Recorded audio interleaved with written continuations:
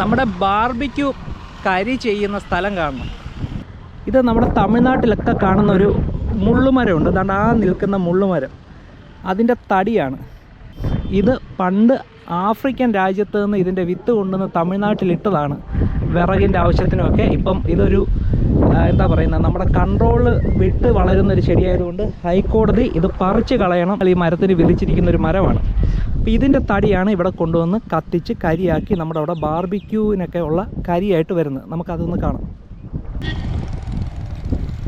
കണ്ടോ, തടി കൂട്ടിയിട്ടിട്ട് അതിൻ്റെ പുറത്ത് നമ്മുടെ കൊക്കോപ്പിറ്റ് പോലുള്ളതിട്ട് കത്തിക്കും. കണ്ടോ,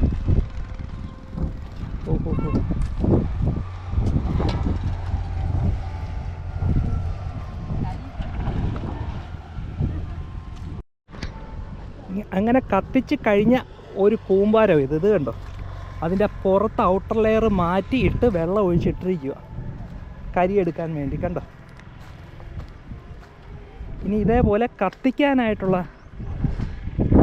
അതാണ് അപ്പുറത്ത് കിടക്കുന്നത്. കണ്ടോ,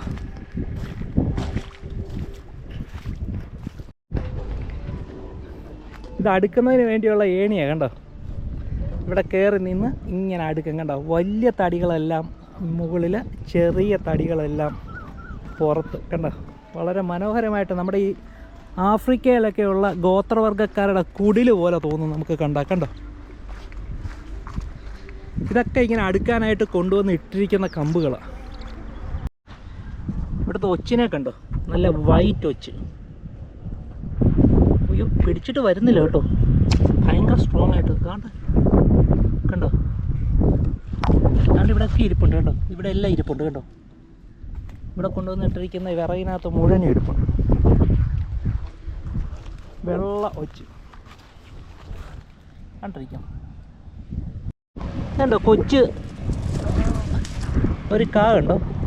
ഇത് പിക്കിൾ ചെയ്യുന്നതാണ്.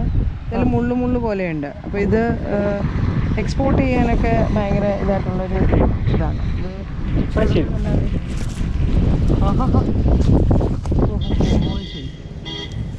മോസ്റ്റ്ലി എക്സ്പോർട്ട് ചെയ്യുന്ന ആണോ? എക്സ്പോർട്ട് ചെയ്യുന്ന ഇവിടുന്ന് പിക്കിൾ ചെയ്ത് എക്സ്പോർട്ട്. അടുത്തത് കണ്ടോ, ആട്ടുംകൂട്ടം കണ്ടോ, നല്ല രസമുണ്ട്. നമ്മൾ സാധാരണ കാണുന്ന പോലല്ല. മേളുവശം വൈറ്റും ബോട്ടം പാർട്ട് നല്ല ബ്ലാക്കും ആയിട്ടുള്ള ആടുകൾ.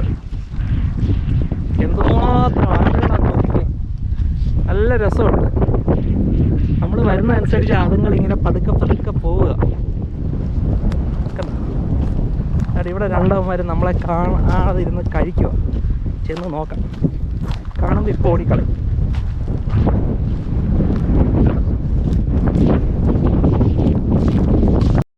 ചുണ്ടങ്ങ കണ്ട, നല്ല രസമുള്ള മഞ്ഞ ചുണ്ട. കേട്ടോ,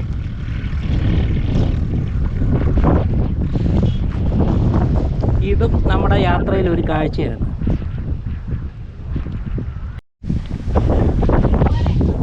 ഇനി രാമേശ്വരം ഏകദേശം ഒരു 100 കിലോമീറ്ററും കൂടെ ഉണ്ട്. രാവിലെ തൊട്ട് ഇങ്ങനെ ബൈക്ക് ഓടിച്ച് വരിക. ഇങ്ങനെ വന്നപ്പോൾ ഇങ്ങനൊരു സ്ഥലം എത്തി. അപ്പോൾ ഇവിടെ കേട്ടോ, ഇവിടെ എന്താണെന്ന് ബസ് സ്റ്റോപ്പാണോ എന്താണെന്ന് അറിയത്തില്ല. ഇങ്ങനൊരു സംഭവം ചെയ്തിട്ടുണ്ട്. ഇവിടെ കയറി ഇരിക്കുക. കുറച്ച് നേരം ആയിട്ട് കൈയൊക്കെ പെരുക്കുന്നു വണ്ടി ഓടിച്ച്. ഇങ്ങോട്ടാ രാമേശ്വരത്ത് പോകുന്ന വണ്ടിയാണ്. രാമേശ്വരം സൈഡിലോട്ട് പോകുന്ന വണ്ടിയാണ്. നമുക്ക് ഈ തമിഴ്നാടൊക്കെ പോകുമ്പോൾ ഇതുപോലെയൊക്കെ ഒരുപാട് സ്ഥലങ്ങളുണ്ട് നമുക്ക് ശരിക്കും പറഞ്ഞാൽ റെസ്റ്റ് എടുക്കാനായിട്ട്. അതാണ്ട് അവിടെ നിന്ന് കുറേ ആട്ടുംകൂട്ടം വരുന്നുണ്ട്. കേട്ടോ, നോക്കട്ടെ, ഈ വഴി വരുമെങ്കിൽ അതും കൂടെ ഞാൻ വീഡിയോയിൽ എടുത്ത് കാണിക്കാം. കേട്ടോ, അങ്ങനെ വരുന്നുണ്ട് ആട്ടുംകൂട്ടം. ഞങ്ങളിവിടെ ഇങ്ങനെ ബസ് സ്റ്റോപ്പിൽ കുറച്ച് നേരം ഒന്ന് റെസ്റ്റ് എടുക്കുക. ഭയങ്കര ചൂടാണ്, നല്ല ചൂട് കയറ്റാണ്. തെങ്കാശിയൊക്കെ നല്ല തണുപ്പാണ്. പക്ഷേ നമ്മൾ രാമേശ്വരത്തോട്ട് വരുന്ന വഴി നല്ല ചൂടാണ്.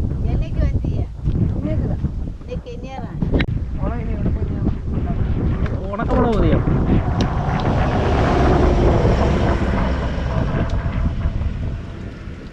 ഞങ്ങൾ 15 രൂപയ്ക്ക് തൈര് മേടിച്ച് മോരാക്കാനുള്ള ശ്രമമാണ്.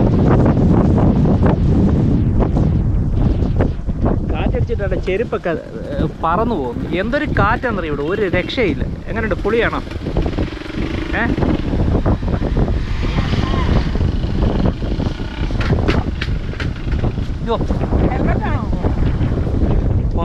കാറ്റ് കണ്ട, ഹെൽമെറ്റ് പറന്നു പോകുന്നു, ഗ്ലൗസ് പറന്നു പോകുന്നു, ഒരു രക്ഷയില്ലാത്ത കാറ്റാണ്. நல்லா இருக்கு.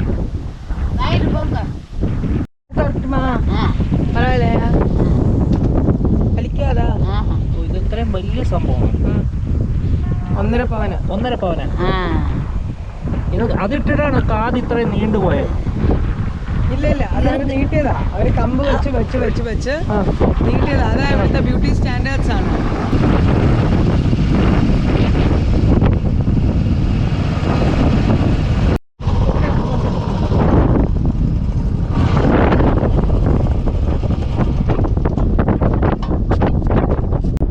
രാമേശ്വരം പോകുന്ന വഴിക്കുള്ള സ്ഥലമാണ് കേട്ടോ. ഇവിടുത്തെ ഉപ്പ് പാടങ്ങൾ കണ്ടു. കടൽ വെള്ളം ഇവിടെ കയറ്റി വറ്റിച്ച് ഉപ്പുണ്ടാക്കുന്ന സ്ഥലമാണ് കേട്ടോ. ഇത് മൊത്തം ഈ വെള്ള ആ കുന്നുകുന്നു പോലെ ഇരിക്കുന്ന എല്ലാം ഉപ്പ്. ഇത് കണ്ടോ, ഇവിടെ വന്ന് കിടക്കുന്ന കണ്ടോ. ഇത് വണ്ടിയുടെ ടയറാണ് കേട്ടോ. വണ്ടി ഇതിലോട്ട് ഇങ്ങനെ കയറ്റിയിട്ടാണ് ഈ ഉപ്പ് എടുത്തുകൊണ്ട് പോകുന്നത്. അത് തന്നെ കണ്ടോ.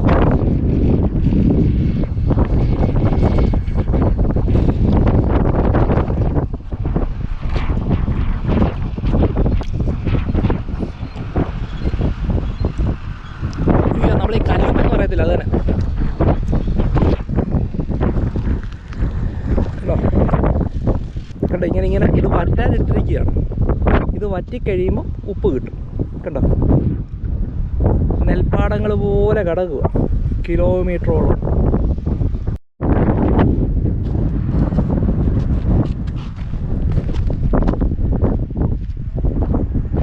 ഇതാണ് നമ്മൾ രാമേശ്വരത്തോട്ട് പോകുന്ന റോഡ് കേട്ടോ.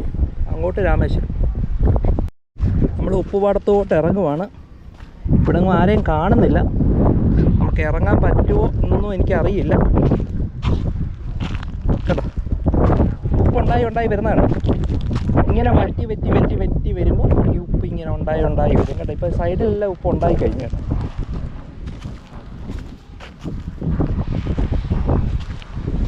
ഉപ്പ കിടക്കുന്നു.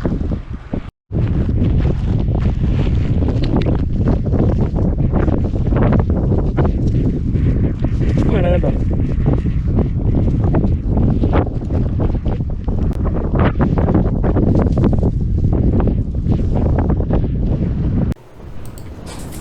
ഈ കാണുന്നത് രാമേശ്വരത്തോട്ടുള്ള പാമ്പൻ പാലമാണ്. അങ്ങ് കാണുന്ന ധനുഷ്കോടി കേട്ടോ, അങ്ങ് ദൂരെ.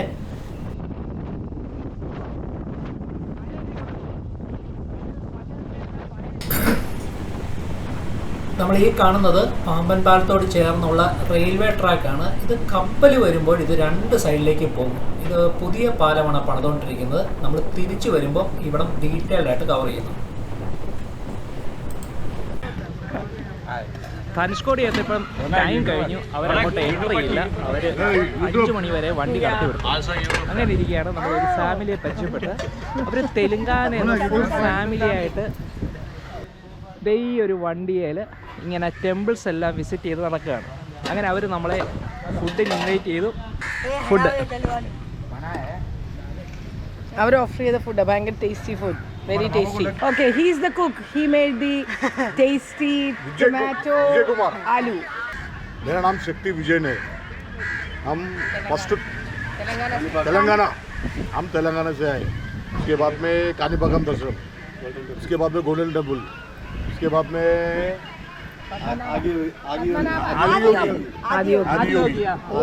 आदियोगी के बाद में कोयम्बतूर आदियोगी. उसके बाद में पद्मावत जो सोना निकला, गोल्ड निकला, Thiruvananthapuram. Next Kanyakumari, Someshwaram, Madurai, Rameswaram, Dhanushkodi, Rameswaram, Dhanushkodi, Ramsetu, then Madurai, then back I am to Tirupati. Long visit. Total 12 यात्रा. Wow. 12 places, 12 temples they are visiting. 12 temples. How many states? Telangana. നമ്മൾ രാവിലെ ധനുഷ്കോടിയിലേക്ക് ഉള്ള എൻട്രൻസിന് അവിടെ വന്ന് നിൽക്കുകയാണ്. 6 മണിക്കാണ് അവർ അകത്തോട്ട് കയറ്റി വിടുന്നത്.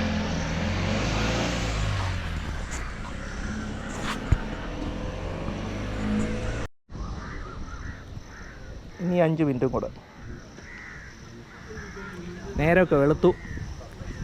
എല്ലാവരും വന്ന് കിടക്കും 5:30 ആയപ്പോൾ. അങ്ങനെ അവസാനം നമ്മൾ ധനുഷ്കോടിയിലേക്ക്.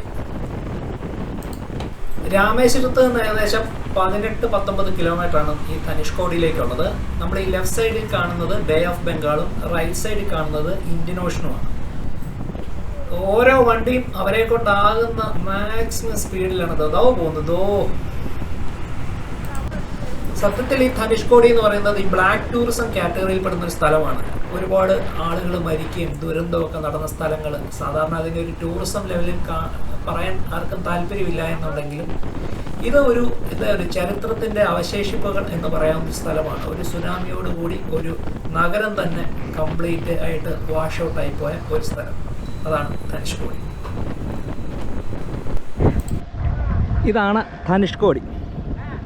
വർഷങ്ങൾക്ക് മുമ്പ് കടലെടുത്തുകൊണ്ട് പോയ ഒരു ടൗൺഷിപ്പാണിത്. ഇപ്പോഴും ഇത് കണ്ടാൽ ഒരു പ്രേത നഗരം തന്നെയാണ്. എല്ലാം താൽക്കാലികമായിട്ടുള്ള കുറച്ച് കടകളും. ആ പള്ളിയാണ് അന്ന് കടലെടുത്തത്. കണ്ടോ, അതിൻ്റെ അവശിഷ്ടമാണ് ആ നിൽക്കുന്നത്. കണ്ടോ, ടൂറിസത്തിൻ്റെ ഭാഗമായിട്ട് ഏതാണ്ടൊക്കെ ഇവിടെ ചെയ്തുകൊണ്ട് വരുന്നുണ്ട്. പക്ഷെ ഇതാകെ വൃത്തികേടാക്കുന്ന ലക്ഷണമൊക്കെ കാണുന്നുണ്ട്. കാര്യം ഇത് അതിൻ്റെ ആ ഒരു തനിമയെ തന്നെ ഇടുന്നതാണ്. അത് കാണാൻ എപ്പോഴും ഒരു ഭംഗി. കണ്ടോ, അന്നത്തെ കൺസ്ട്രക്ഷൻ ആയതുകൊണ്ടായിരിക്കും ഇത് ഒരുപക്ഷെ നിലനിന്ന് പോയത്. കണ്ട, ഇതിനകത്ത് ഉപയോഗിച്ചിരിക്കുന്ന കല്ലുകളെന്ന് പറഞ്ഞു കഴിഞ്ഞാൽ കല്ലല്ല, ഇതെല്ലാം കോറലിൻ്റെ കല്ലുകൾ തന്നെയാണ്. കണ്ട, എല്ലാം കോറൽ റീഫ്സ് തന്നെയാണ് അതിനകത്ത് യൂസ് ചെയ്തിരിക്കുന്നത്. കണ്ട, ഈ കെട്ടിയിരിക്കുന്നതിനകത്ത് ഇഷ്ടിക വളരെ കുറച്ചേ ഉള്ളൂ. ബാക്കി മുഴുവനും കോറൽ വെച്ചിട്ടാണ് ബാക്കി മുഴുവനും കെട്ടിയിരിക്കുന്നത്.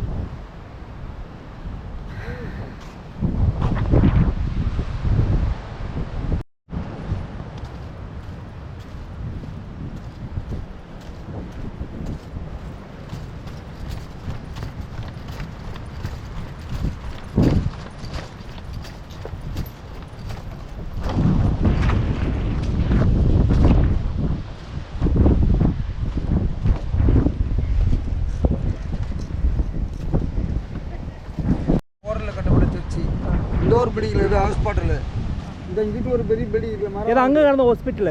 அது ஹாஸ்பிட்டல்.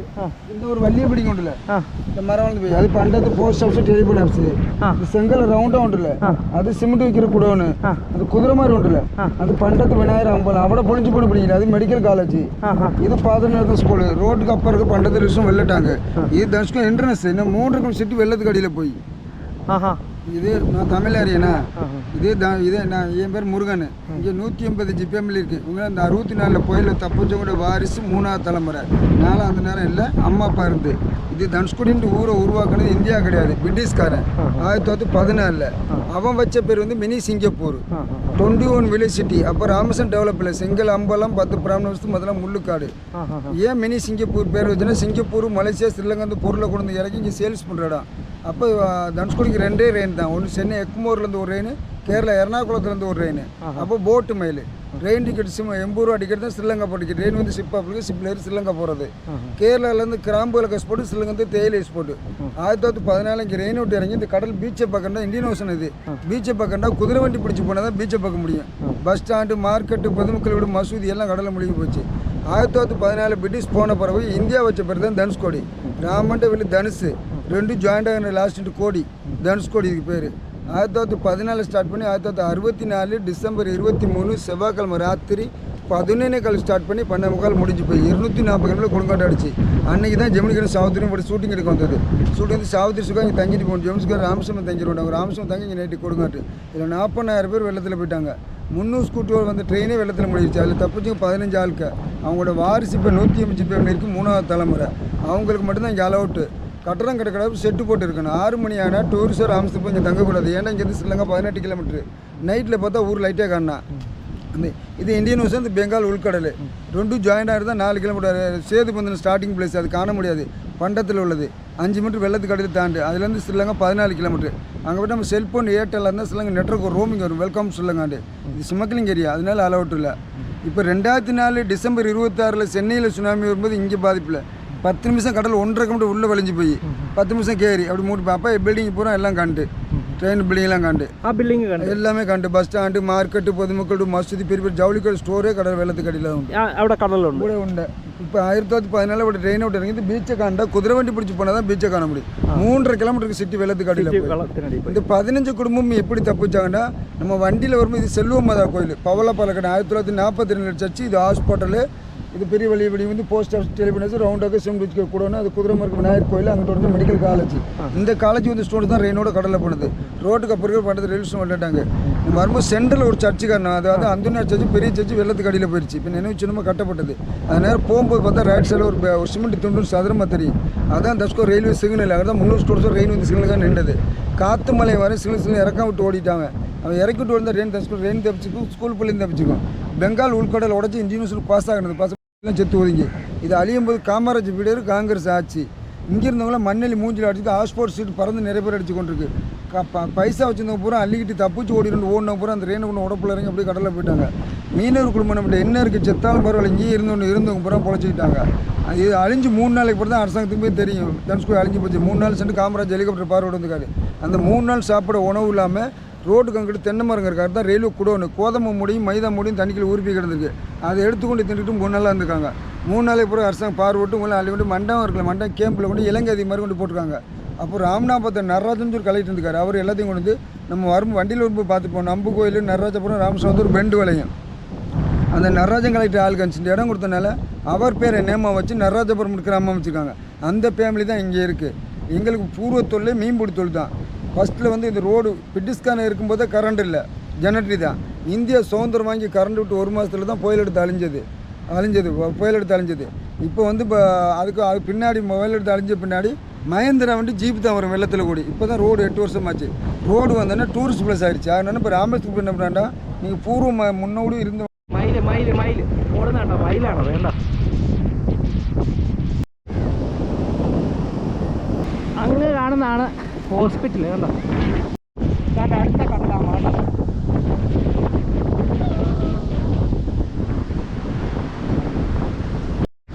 കേട്ടോ. ഹോസ്പിറ്റലിൻ്റെ അവസ്ഥ കണ്ടോ. ഇതിനകത്തെല്ലാം കടലിലെ മണ്ണ് കയറി കംപ്ലീറ്റ് കുപ്പിച്ചില്ല കേട്ടോ. ഓരോരുത്തർ കുപ്പിയൊക്കെ എറിഞ്ഞ് പൊട്ടിച്ചിട്ടിരിക്കും. ഇവിടെ കൂടെ നടന്നു കഴിഞ്ഞാൽ എപ്പം